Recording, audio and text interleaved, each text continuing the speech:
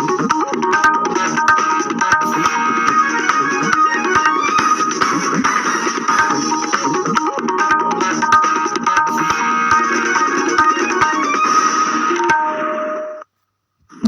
समाचारों के साथ मैं दीपा सिंह। पहले एक अपील। देश कोविड टीकाकरण अभियान के अंतर्गत 150 करोड़ टीके लगाने की दिशा में निरंतर आगे बढ़ रहा है। कोरोना वायरस का नया वेरिएंट मिलने से चिंताएं बढ़ी हैं। 15 से 18 साल के किशोरों के लिए राष्ट्रव्यापी टीकाकरण अभियान शुरू हो गया है। आपसे अपील है कि यथाशीघ्र दोनों टीके लगवाएं और किशोरों सहित अन्य लोगों को भी टीके लगवाने के लिए प्रेरित करें। कृपया 3 आसान उपायों का पालन करें। मास्क लगाएं, 2 गज की सुरक्षित दूरी बनाए रखें, हाथ और चेहरा साफ रखें। कोविड से संबंधित कोई भी जानकारी और मार्गदर्शन के लिए राष्ट्रीय हेल्पलाइन नंबर 0112397846 और 1075 पर संपर्क करें। सबसे पहले मुख्य समाचार। प्रधानमंत्री ने देश में कोविड संक्रमण से युवाओं की सुरक्षा के लिए टीकाकरण को महत्वपूर्ण कदम बताया। किसानों की उपज समर्थन मूल्य पर खरीदने के लिए प्रदेश में मुख्यमंत्री कृषक फसल उपार्जन सहायता योजना लागू।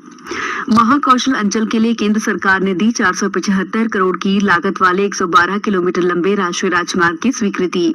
और इंदौर में प्लास्टिक की थैलियों पर रोक लगाने के लिए शुरू हुआ मैं हूं झोलाधारी इंदौर अभियान। अब समाचार विस्तार से।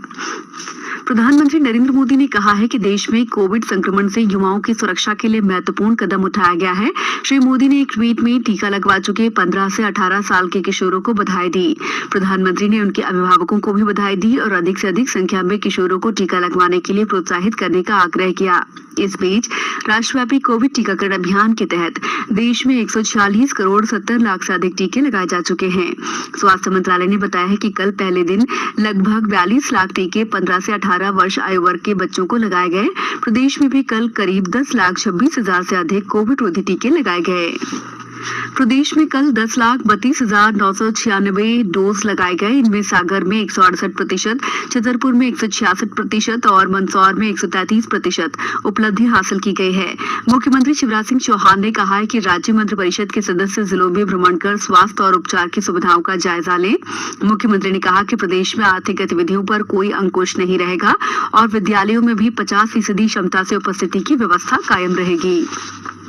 राज्य मंत्रिपरिषद की बैठक में आज राज्य एजेंसियों की हानि की प्रतिपूर्ति करने और किसानों की उपज नियमित रूप से समर्थन मूल्य पर क्रय हो, इसे सुनिश्चित करने के लिए वर्ष 2020-21 से नवीन योजना मुख्यमंत्री किसान फसल उपार्जन सहायता योजना लागू करने का निर्णय लिया है।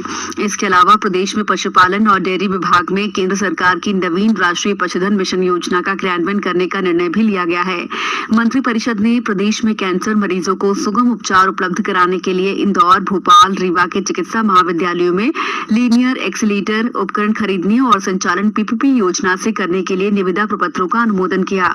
मंत्रिपरिषद ने आनंद विभाग का गठन और आध्यात्म विभाग का नाम परिवर्तित कर धार्मिक न्यास और धर्मस्व विभाग करने के लिए कार्य आवंटन नियमों में संशोधन करने का अनुमोदन किया। मंत्रिपरिषद ने strengthening teaching learning and results for status stars कार्यक्रम के क्रियान्वयन की सैद्धांतिक स्वीकृति भी दे दी। सीहोर जिले की आंगनबाड़ी केंद्रों को समाज की मदद से मजबूत बनाने के उद्देश्य से अडॉप्ट एन आंगनबाड़ी कार्यक्रम शुरू किया गया है। इसमें आंगनबाड़ी केंद्रों को अपनाने के लिए जनप्रतिनिधि, शासकीय कर्मी, सामाजिक कार्यकर्ता, सामाजिक संगठन, गैर शासकीय संस्थाएं, औद्योगिक संस्थाएं, अन्य संगठन अधोसंरचना, आंगनबाड़ी संचालन, पोषण सुधार आदि में सहयोग कर सकते हैं।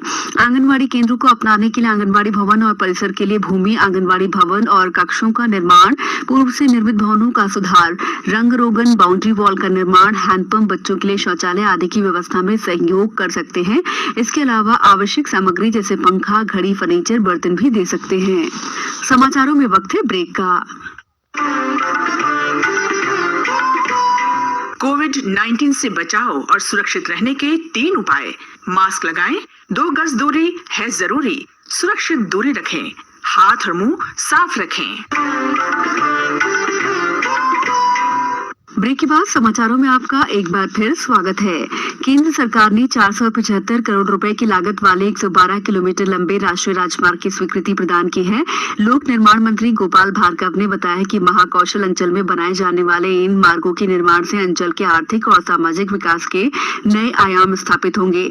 इसके तहत राष्ट्रीय राजमार्ग 45 पर डिंडौरी से अमरकंटक तक 329 करोड़ रुपए की लागत से 77 किलोमीटर और कुंडम से शाहपुरा तक 140 करोड़ की लागत से 32.5 किलोमीटर मार्ग को 2 लेन करने के लिए स्वीकृति प्रदान की गई है।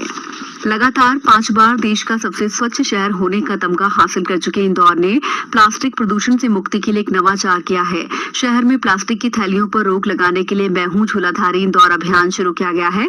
अभियान के पहले दिन पलासिया चौराहे पर स्वयं सहायता समूह की महिलाओं ने 40 सिलाई मशीनों के माध्यम से झोलों का निर्माण किया। नगर निगम आयुक्त प्रतिभा पाल ने बताया कि इस अभियान में 6 दिन में 1 लाख कपड़े के झोले बनाकर वितरित करने का लक्ष्य है। अभियान में अलग अलग वर्ग समूह के लोगों को बुलाकर उनसे झोले का निर्माण करवाया जाएगा। इन झोलों को 2 रुपए से 5 रुपए प्रति नग की दर से नागरिकों में वितरित किया जाएगा। आज विश्व ब्रेल दिवस है। दृष्टिबाधित लोगों के लिए ब्रेल लिपि के महत्व का प्रसार करने के लिए प्रत्येक वर्ष 4 जनवरी को यह दिवस मनाया जाता है। विश्व भर में लाखों दृष्टिबाधित लोग ब्रेल लिपि के माध्यम से शिक्षा और प्रशिक्षण प्राप्त कर रहे हैं। इस लिपि में अक्षरों को उभरी हुई बिंदुओं के माध्यम से लिखाई की जाती है। अब कुछ समाचार संक्षेप में। छिंदवाड़ा जिले में अनुभूति कार्यक्रम के जरिए इस साल 3,20,000 विद्यार्थियों को जागरूक करने का लक्ष्य है। श्योपुर में कलेक्टर ने सीएम हेल्पलाइन के आवेदनों का निराकरण 1 सप्ताह में करने के निर्देश दिए हैं। खंडवा में 6 जनवरी को ICO-NIC वीक उत्सव मनाया जा रहा है। इस अवसर पर HIV एड्स के प्रति जागरूकता के लिए जन जागृति रैली आयोजित होगी। मंदसौर जिले के ग्राम तोलाखेड़ी में चंबल नदी में डूबी 3 महिलाओं के परिजनों को 4-4 लाख रुपए की आर्थिक सहायता स्वीकृत की गई है।